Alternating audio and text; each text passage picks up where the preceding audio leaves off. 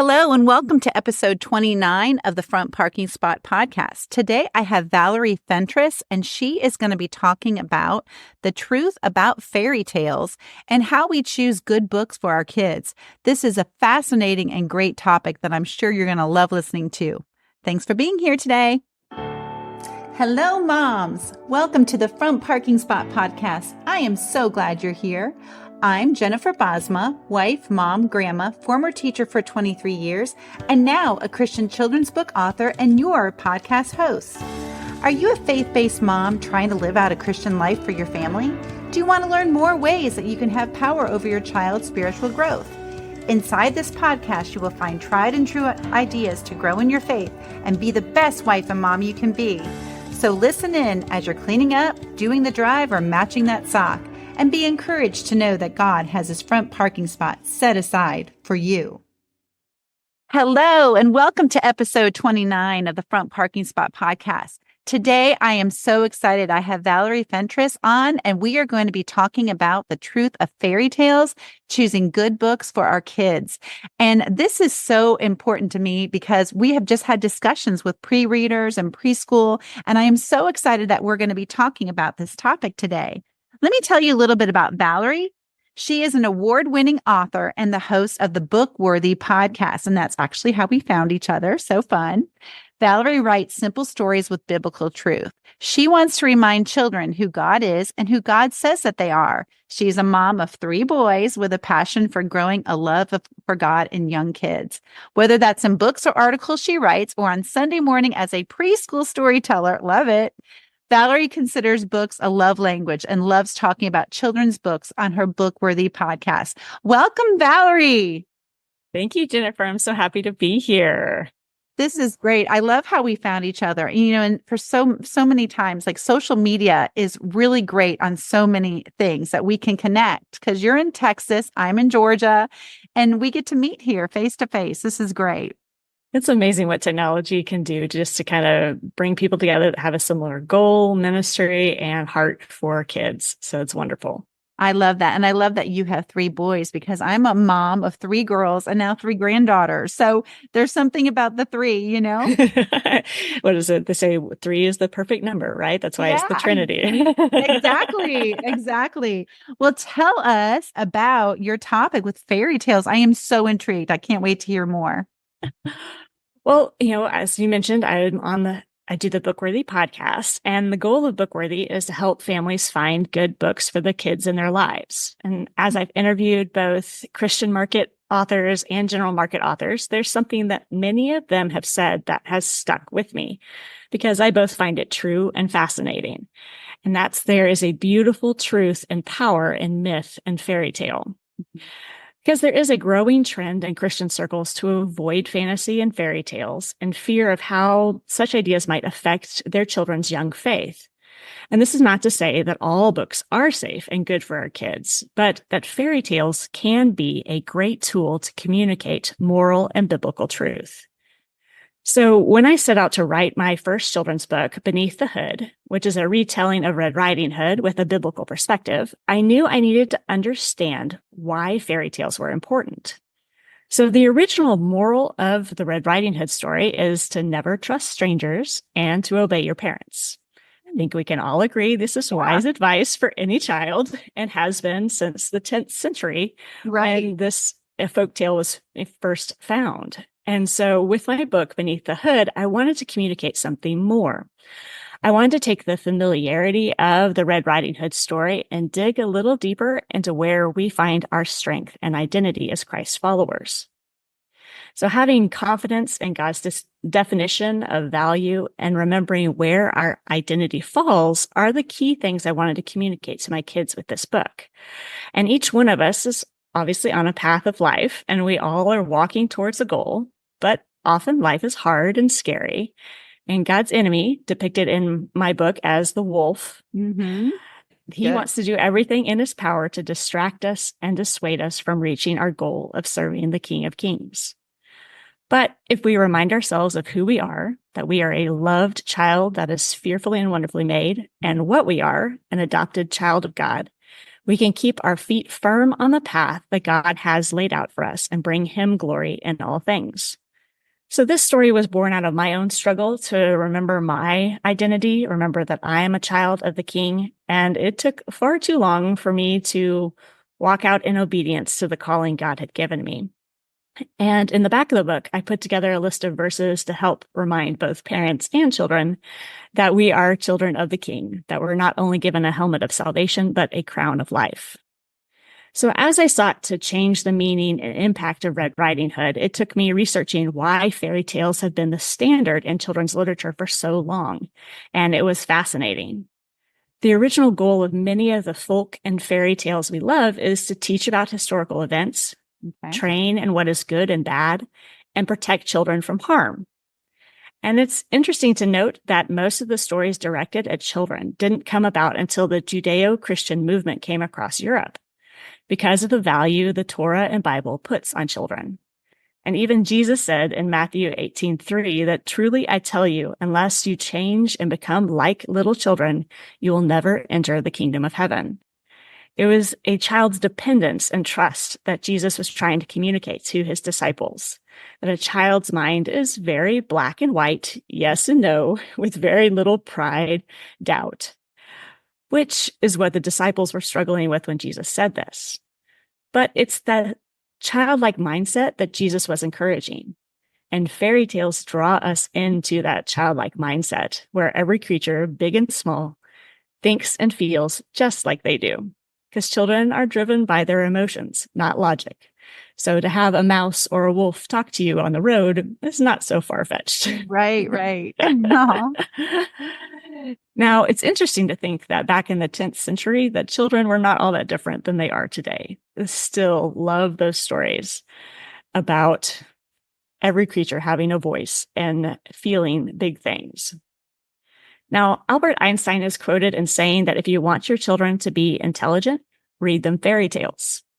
And if you want them to be more intelligent, read them more fairy tales. I love it. Wow. But the thing is what about fairy tales helps our kids be intelligent?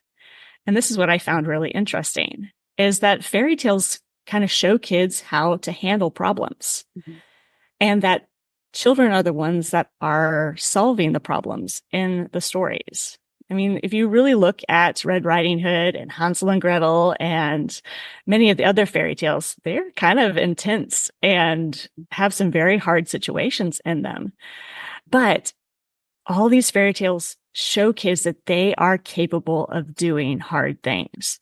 They are capable of stepping up in a hard situation and bringing good things out of it, which is something that all kids struggle with understanding at a young age, but with stories, they can both emulate and understand bigger problems, which I love. Yes. I love that. And I love that you said your book was like ages 4 and up.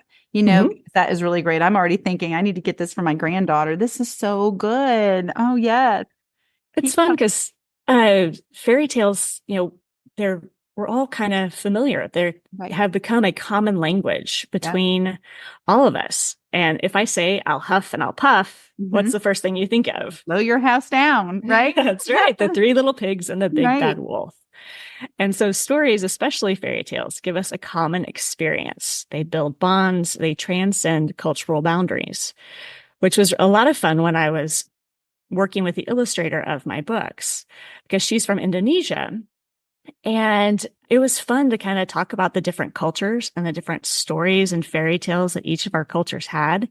And it really helped us work well together to have this love and understanding that stories kind of transcend space and time, and what makes it a lot of fun.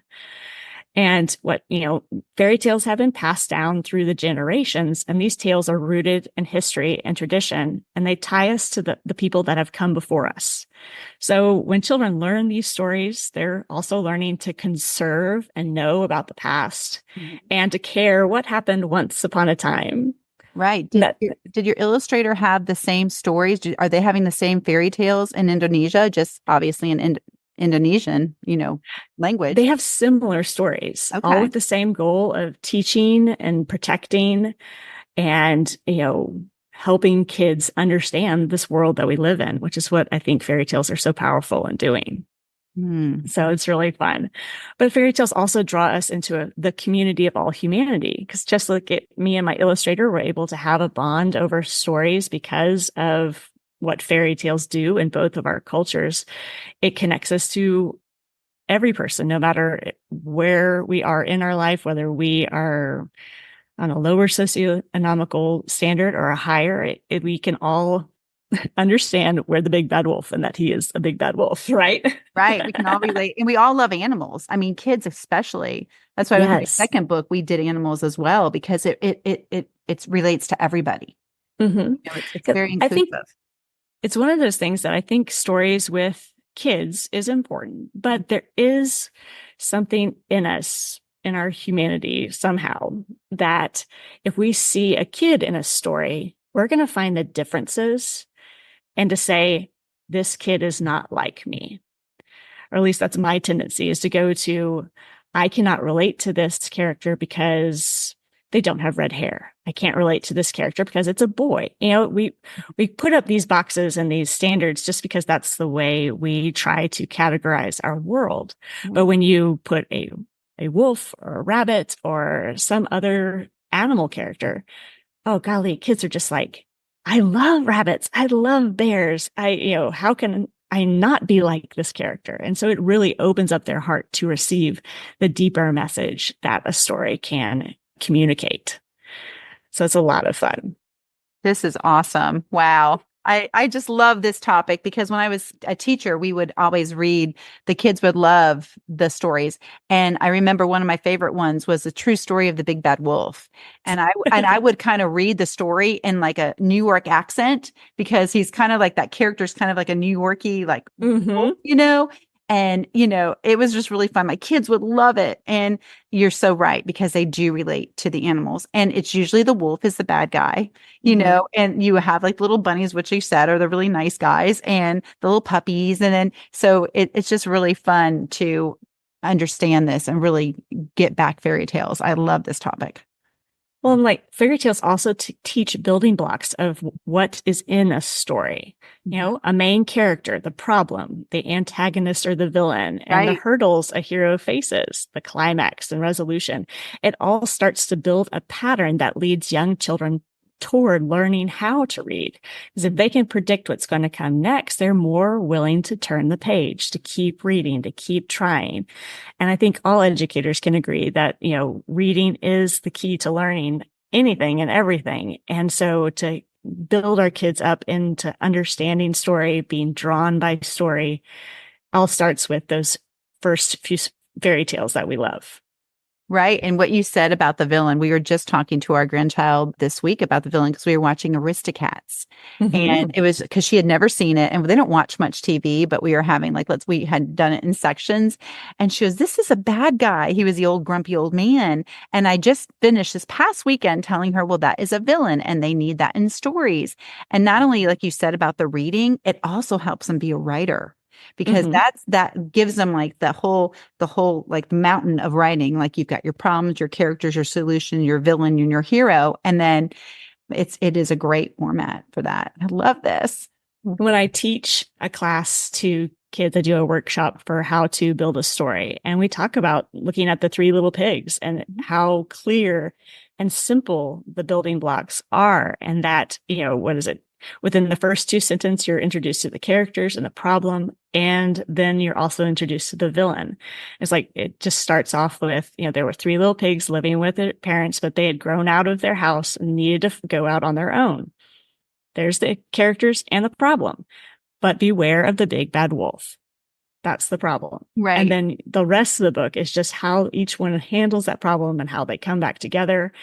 And it just is one of those, it seems so simple, because as a writer, it can get complicated. It is hard to write, but, to help kids understand those basics really helps empower them to be like, this is possible.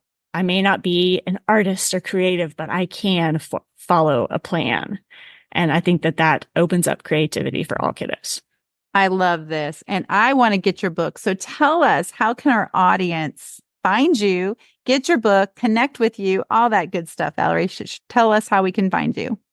The best place to find me is at valeriefentress.com. So that has links to all my social media places, as well as the Bookworthy podcast, and links to my books and my blog and all those things. And I love to find people on social media, just like we found each other, and just connecting with other people that have a similar heart for kids, that love stories, and just love to encourage kids to develop their own creativity, to develop their own discernment on good stories and not so good stories, and how to do that in their own lives. And that is true, because you know what? There are some stories that aren't so good. And it's okay, moms out there. If you're reading a book and you don't like it, it is okay to close that book and say, I just did this with my grandkids when they visited. They had a favorite book that I got, and I found another one from the same author, and it was not as good. And it was so bad that I sent it back to Amazon. I'm like, this is not going to be, because it brought up a topic I didn't want to bring up with my grandkids. So moms out there, it is okay to shut a book. It's okay to change the words in the book when you're reading it, especially if they're pre-readers. You don't have to read them what the author puts down if you find that it is not acceptable. And that's okay to stand up for books like that. But with your book, I am so excited to get it. I have to get this. And I am so glad, Valerie, that you were on my podcast today to share this truth about fairy tales, because this has to be heard. And I think it's a great method for kids to learn reading and writing and have those good conversations with parents when they're reading it. Thanks for being here today. It's my pleasure, Jennifer. Thank you so much. Well, mamas, thank you so much for joining in. I know you are super busy doing all the things that can consume your day, but you took a couple of minutes to learn how God wants to build you up in your faith, family, and life, and He wants to applaud you for this. Please subscribe and review my show. This helps other moms tune in as well. I'd love to connect with you on Instagram at Front Parking Spot, on Facebook at Front Parking Spot Mom Community, or my website at jenniferbosma.com. Have an Ephesians 3:20 type of day, mamas, and be encouraged as you go for the front parking spot in your life today. God bless.